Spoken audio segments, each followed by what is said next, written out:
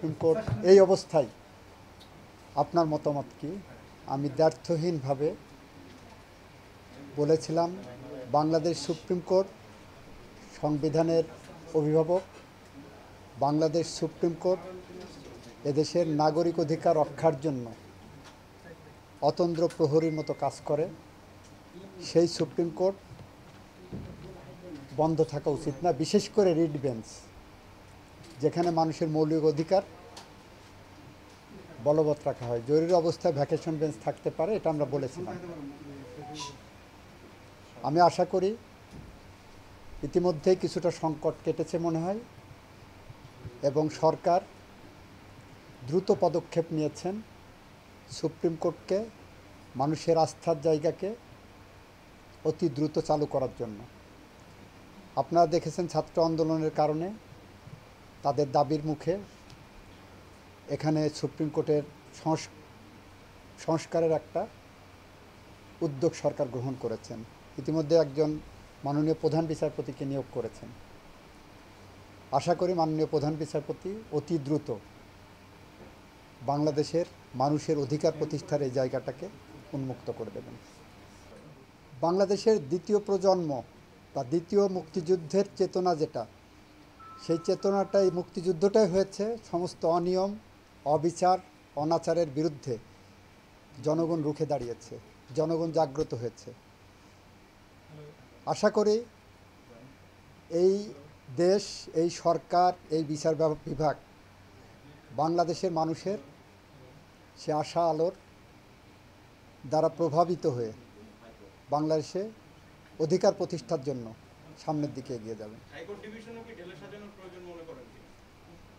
অবশ্যই মনে করি, কারণ যে প্রক্রিয়ায় ছিল সেই প্রক্রিয়ায় তো, সেই কারণেই তো আজকে এই জনরোষ তৈরি হয়েছে কোর্টের উপরে। সেই কারণেই তো গোটা দেশের জনরোষ তৈরি হয়েছে।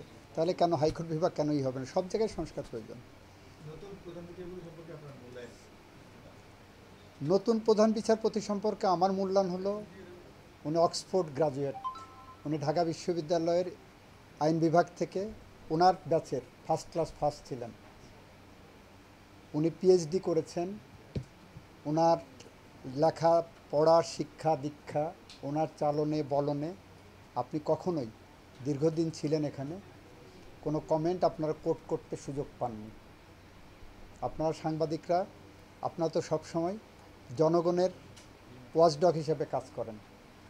এখানে সুপ্রিম কোর্টের অনেক বিচারপতির অনেক কমেন্ট আপনারা কোট করেছেন।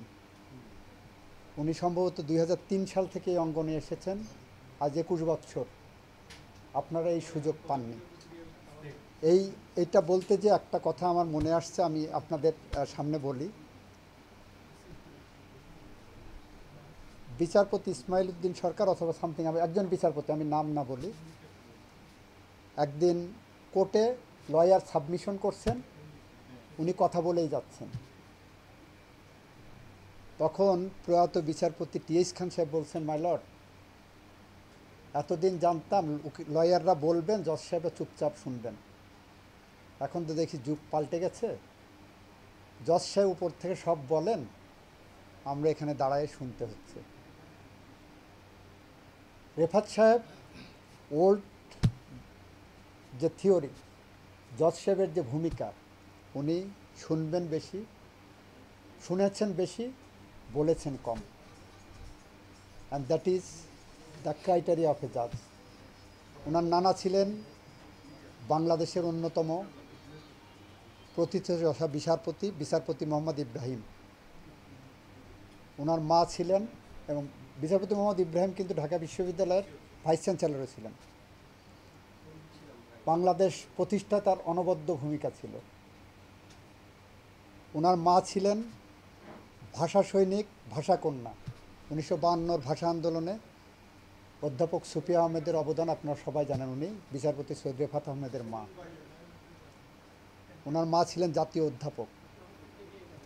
বিচারপতি রেফাত আহমেদ সম্পর্কে আমার কাছে মন্তব্য না নেওয়ার থেকে আপনারা নিজেরা নিজে একটা গোল টেবিল বসে আপনারা আলোচনা করেন কি আছে।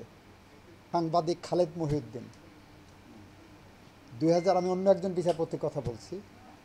খালেদ মহিউদ্দিন একদিন আমাকে বলছেন, আমাদের প্রখ্যাত আইনজীবী মতিন খসরু সাহেবকে জিজ্ঞাসা করেছেন, উনি তখন আইনমন্ত্রী 2006-07 সালের দিকে, তত্ত্বাবধায়ক সরকার নিয়ে যখন সংগ্রাম হয়।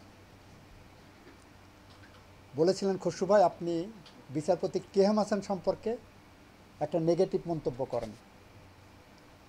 তো উনি বলেছিলেন, কেএম হাসান সম্পর্কে যদি আমি নেগেটিভ মন্তব্য করে আল্লাহ আমাকে ক্ষমা করবেন না। তো খালেদ মহিউদ্দিন বলেছেন, তাহলে এটা আমি লিখে দেই। তখন উনি বলেছেন, এইটা যদি আপনি লেখেন আমার নেত্রী আমাকে ক্ষমা করবেন না। তো বিচারপতি সৈয়দ রেফাত আহমেদ সম্পর্কে এই ধরনের কথা অনেকেই বলবেন যে ওনার সম্পর্কে কোনো নেগেটিভ আমরা বলতে পারবো না। আর এটা আপনার খোলামেলা যদি থাকে লিখতে পারেন, আপনাকে বাইরের থেকে এরকম চাপ থাকবে না এখন যে আমার নেত্রী ক্ষমা করবেন, এরকম কোনো পরিস্থিতি নাই। দেখেন, এটা সংস্কার বলতে এই অঙ্গনকে রেসপেক্ট করতে পারবে যারা যারা বিবেকের স্বাধীনতা আছে, বিবেক দ্বারা তাড়িত হবে। একজন মানুষ রাজনীতি করলেই সে খারাপ হয়ে যাবে সেটা আমি বিশ্বাস করি না। যেমন রাজনীতি করলেই এই পচাগলা সমাজকে আরও বেশি পচাগলার দিকে নিয়ে যাবে, এটাও আমি বিশ্বাস করি না। সেখান থেকে ঘুরে দাঁড়ানোর মতো মানুষ আছে। রাজনীতি করা মানেই খারাপ কিছু, এটা আমি মনে করি না। সংস্কার হতে হবে সে সমস্ত মানুষকে দিয়ে যারা তার চেয়ারের মর্যাদা রাখবেন, সাংবিধানিক দায়িত্বের মর্যাদা রাখবেন। আপনি যদি ঢালাওভাবে বলেন রাজনীতি করে মানেই খারাপ, এটা রাজনীতিবিদদের, তাহলে বাংলাদেশের রাজনীতির জন্য ভালো কেউ আসবে না। আপনি এমন পরিবেশ তৈরি করেন যারা রাজনীতি করবেন, দেশ রাজনীতিবিদরাই ভালোভাবে করবেন, দেশ পরিচালনা রাজনীতিবিদরাই করবেন। রাজনীতিবিদদের উপরেই বাংলাদেশের মানুষের আস্থা ফিরিয়ে আনা উচিত। That is the most absolute goal হওয়া উচিত, যে দেশের মানুষের আস্থা ফিরে আসুক। বাংলাদেশের রাজনীতিবিদরা সৎ, এরা চেয়ারের মর্যাদা করে, এরা ক্ষমতায় যে লুটপাটের কথা চিন্তা করে না, এরা দুর্নীতি করেন না, এরা সাংবিধানিকভাবে বাংলাদেশের স্বাধীনতা সার্বভৌমত্বকে রক্ষা করার চেষ্টা করেন। এই পরিবেশ ফিরে আনেন। দাবি ওনারা বলতে পারবেন, আমি ল অফিসার হিসেবে রাষ্ট্রের থেকে কাউকে বলতে পারবো না, দাবি করতে পারবো না যেমন যে আপনি পদত্যাগ করেন। ল অফিসার হিসেবে এটাও বলতে পারবো না যে উনি পদত্যাগ করবেন কি করবেন না, এটা আমি জানি, সেটা আমার বলার সুযোগ নেই। বিচার বিভাগে জ্ঞান গরিমার ঘাটতি হয়েছে, আমি এই বিষয়ে কোনো মন্তব্য করব না, কারণ এটা কন্টেম্পচুয়াস হবে। আমি বিষয়ে কোনো মন্তব্য করতে গেলে কন্টেম্পচুয়াস হবে। আমি মনে করি এই প্রতিষ্ঠানের প্রতি আমার শ্রদ্ধার জায়গা থেকেই যে যারা মাইলর্ড আছেন তারা প্রত্যেকেই প্রাজ্ঞ, বিজ্ঞ, লেখাপড়া জানা। এখন বলেন যে ওনারা কেউ যদি চলে যান সেখানে কোনো সংকট শূন্যতা তৈরি হবে কি না। আমি নিজে একটা নীতিতে বিশ্বাস করি, নোবডি ইজ ইনডিসপেন্সেবল। আজকে আমার মৃত্যু হলে এই চেয়ারে যে বসবেন সেই প্রতিষ্ঠানকে চালিয়ে নেবেন।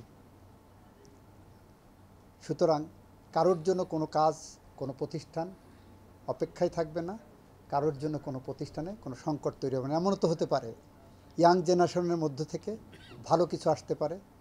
একটা সিম্পল উদাহরণ দেখেন, বাংলাদেশের প্রাজ্ঞ অভিজ্ঞ রাজনীতিবিদরা যেখানে ব্যর্থ হয়েছেন, যাদেরকে আপনারা আপাত দৃষ্টিতে পাবলিকলি দেখেন, গত 15 বছরে বাংলাদেশের স্বৈরাচারের পতন ঘটাতে পারেন।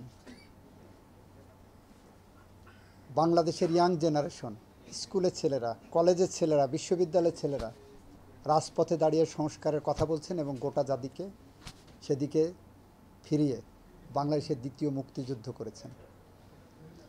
সুতরাং আপনি বয়স দেখে, চেহারা দেখে নির্ধারণ না করে আপনি দেখেন ইয়াং জেনারেশনের যে ট্যালেন্ট আছে সেই ট্যালেন্টকে কিভাবে আমরা কাজে লাগাতে পারি জুডিশিয়াল রিফর্মের জন্য, এ দেশকে সাংবিধানিকভাবে প্রতিষ্ঠা করার জন্য। প্রথম কথা হলো অ্যাটর্নি জেনারেল অফিসকে সংস্কার করা প্রয়োজন। অ্যাটর্নি জেনারেল অফিসে যারা দায়িত্ব পালন করবেন এটা তার প্রফেশন, চাকরি হিসাবে না দেখে প্রফেশন হিসাবে দেখবেন। তার প্রত্যেকটা সরকারি আইনজীবীর, অ্যাটর্নি জেনারেল অফিসের প্রত্যেকটা আইনজীবীর হার্ট ব্লিড করতে হবে তার ক্লায়েন্টের জন্য। তার ক্লায়েন্ট এখানে রাষ্ট্র, বাংলাদেশের মানুষ। যদি অ্যাটর্নি জেনারেল অফিসের একজন assistant attorney general heart bleed না করে তার ক্লায়েন্টের জন্য, দেন হি ক্যান নট পারফর্ম। এখানে বিচারকদের মনে রাখতে হবে এ দেশ বাংলাদেশের মানুষের দ্বিতীয় মুক্তিযুদ্ধের মধ্য দিয়ে পুনর্জন্ম হয়েছে। এই পুনর্জন্মকে প্রাতিষ্ঠানিক রূপ দিতে গেলে বাংলাদেশ সুপ্রিম কোর্ট সংবিধানের অভিভাবক, ওনারা এই সংবিধানকে সমুন্নত রাখবেন, রক্ষা করবেন, এই শপথ নেন। সুতরাং ওখানে ওনাদেরকে মানসিকভাবে কনসায়েন্স ডেভেলপ করতে হবে। ওনাদের ইনার যে পাওয়ার, মনে করতে হবে যে আমি এখানে এসেছি, আমার অতীত সব ভুলে যেতে হবে। অতীতে যার যে রাজনৈতিক পরিচয়ই থাক না কেন, চেয়ারে বসলে তাকে সেই জায়গাটা প্রতিষ্ঠা করতে হবে।